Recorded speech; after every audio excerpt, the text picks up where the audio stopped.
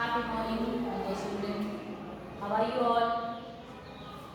I think you will be doing well, going well. So be always happy and healthy.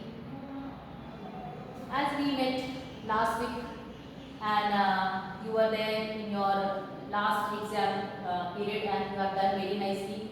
We teachers all are happy by hearing all those things. Now this week again, a new academic year started, and 1st of June was the academic day for us, but we all were missing you as we only teachers were there, and we were not able to see you. Anyway, now again we are into a distant near education. That is through videos we will be meeting together and we will be having a great bonding with each other. So be cool and be happy and relax yourself as I'm going to begin my botany class for you today. So I need your support.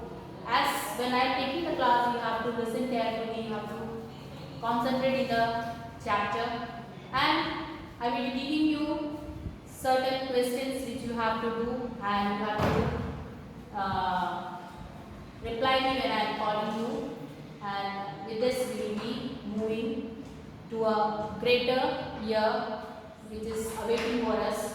So my dear children, all the best and do well. And now I begin with my botany. In this botany class, as we know that as we are in 12th standard, the botany, there are 8 chapters which we have to study this year. Last year it was 11 chapters. Now it has reduced to 8 chapters, and all these 8 chapters are easy chapters for you. So you should not take any kind of tension. And in that 8th chapter, the first chapter which I am going to take today is reproduction in organism. Already it is there noted.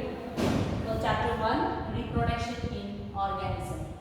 From the name of the lesson itself, we can see the main thing or main term there, that is reproduction. We all know what is reproduction. What is happening there in reproduction? And after reproduction, what is happening to the organism? In the short, I can say reproduction is a process where 2 gametes they fuse together and a new individual or an offspring is produced. When an offspring is produced, it may be an animal or it may be plants. The offspring will mature, it will reach to its reproductive stage, and later on it will be moving to the senescent stage, and then it will be having a death period. So from birth to death, this period is called lifespan.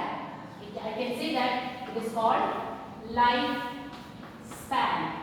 The period between birth to death of an organism is called lifespan. And this lifespan is not depending on the size of an organism. It is, as I told you, it is a period between the birth and the death of an organism. We can, for an example, we can compare with 2 organisms. In case of tortoise as well as in case of butterfly. Butterfly, the size is very small, whereas in the case of tortoise, when we compare with the butterfly, the size is a bit bigger in size, but their lifespan is different.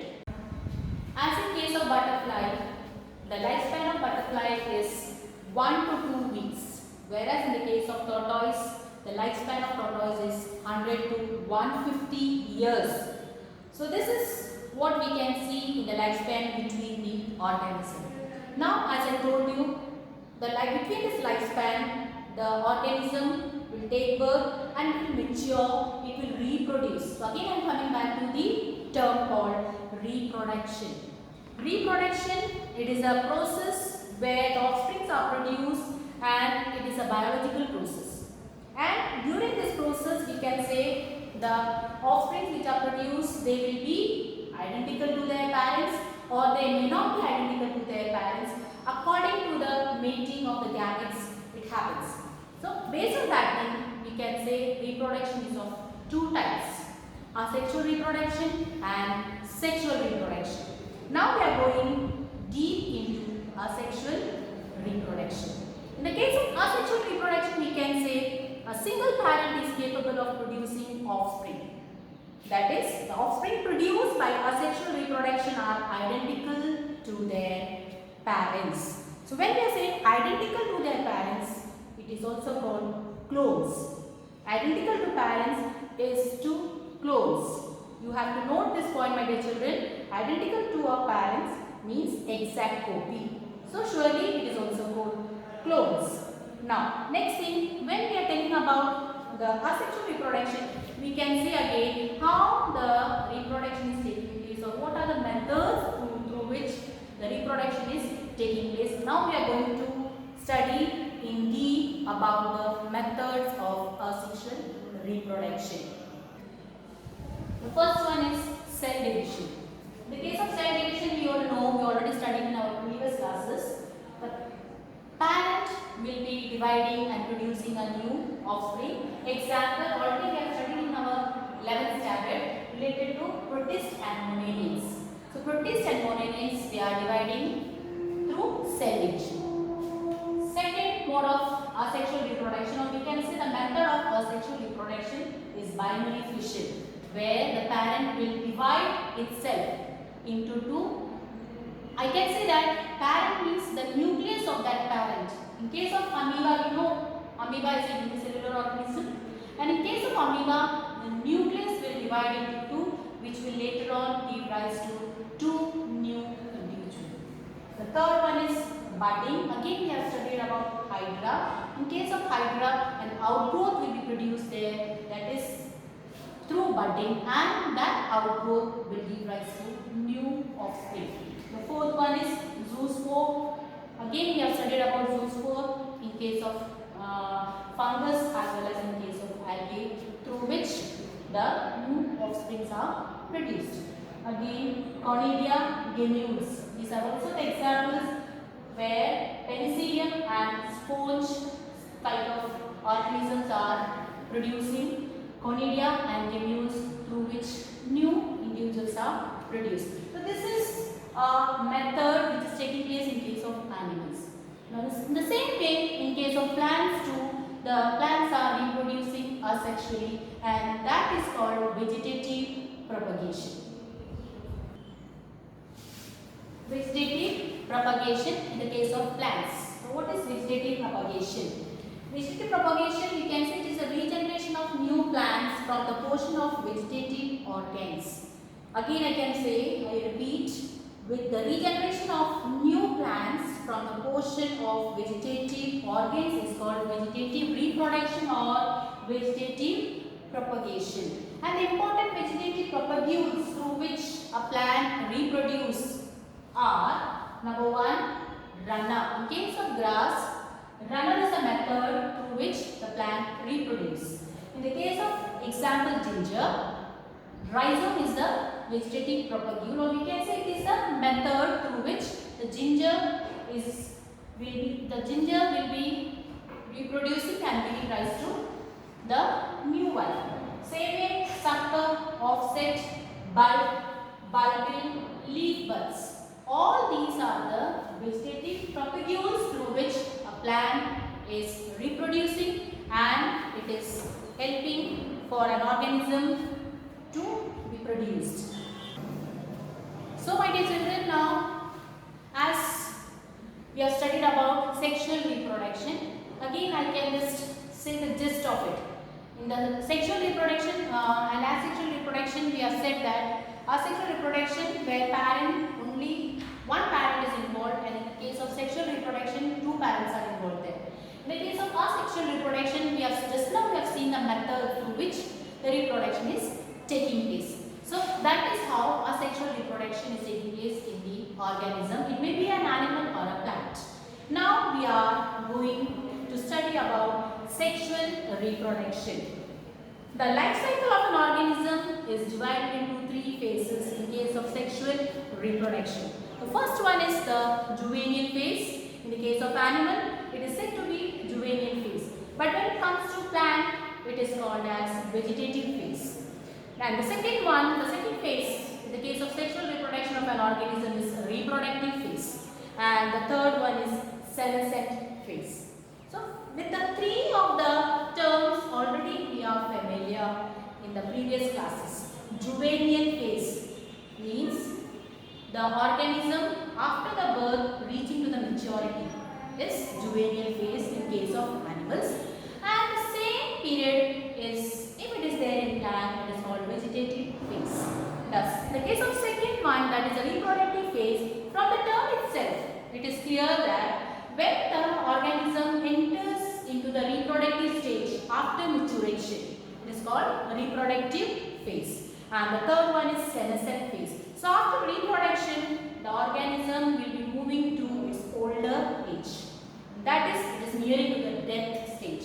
So that older age or older stage is called senescent phase. So that is related to the life cycle of an organism, which is divided into three phases. The next part is related to the flowering in plants. According to the types of flowering in plants, we can divide the plants into two. Number one, it is monocarpic, and number two, it is called polycarpic plants. Again, I will repeat. Number one is monocarpic, and the second type is polycarpic plants. In the case of monocarpic plants, the plants which flower only once in their life cycle. Or I can say the plants which flower only once in their lifetime. Those plants are considered as monocarpic plants. And example for such type of plants are wheat, rice, etc. Second one, we can say that in the monocarpic plants, certain plants are there which exhibit unusual flowering phenomena. Unusual flowering phenomena means in the lifetime, once only they are flowering. That is, example, bamboo species. In case of bamboo plants, we can say flower only once in their lifetime. That is after 50 to 100 years. So after 50 to 100 years, they will flower, but they will flower only once in their lifetime, and they will produce large number of fruits and they will die. The number two example related to the monocarpic plants which are showing unusual flowering phenomenon, that is Strobilanthes kuntiana, which is also said to be in Malayalam as Neelamunni, which used to flower only 12 years. So that is about monocarpic plant. Now the second flowering plant which we discussed is polycarpic plants. Polycarpic plants which flower every year or season after attaining certain maturity. They are called polycarpic plants. Example, mango tree, jackfruit tree, as well as apple. These are the examples of polycarpic plants.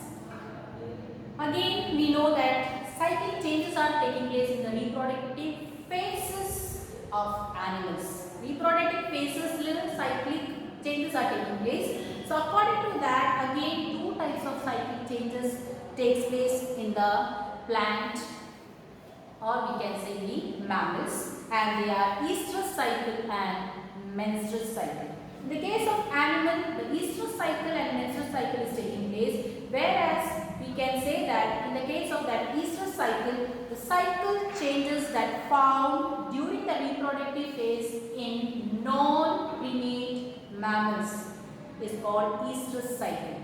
Again I repeat, the cyclic changes that are found during the reproductive phase in non-primate mammals.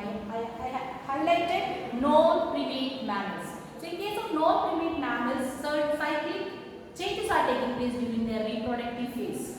And that is called estrous cycle. Example, rat, sheep, cow, deer, all these are the animals which are undergoing estrous cycle period. Now the second one is menstrual cycle. In the case of menstrual cycle, I can say the cyclic changes that are found during the reproductive phase in case of the primate mammals.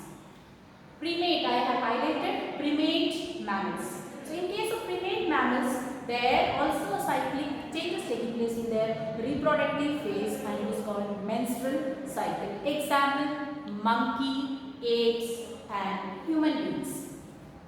So with this, again we can say that in case of mammals, again there are two types of breeders, seasonal breeders and continuous breeders.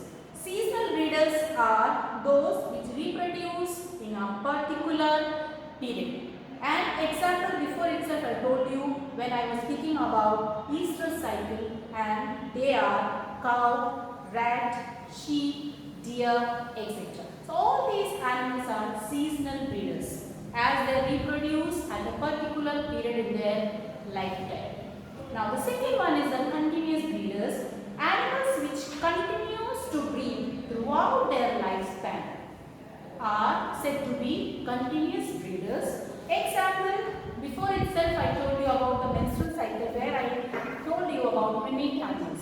So these primate animals are continuous breeders, and in them we can see throughout their lifetime continuously they will breed. Example, already I told you when I told you about menstrual cycle, and example are human, monkey, apes, etc.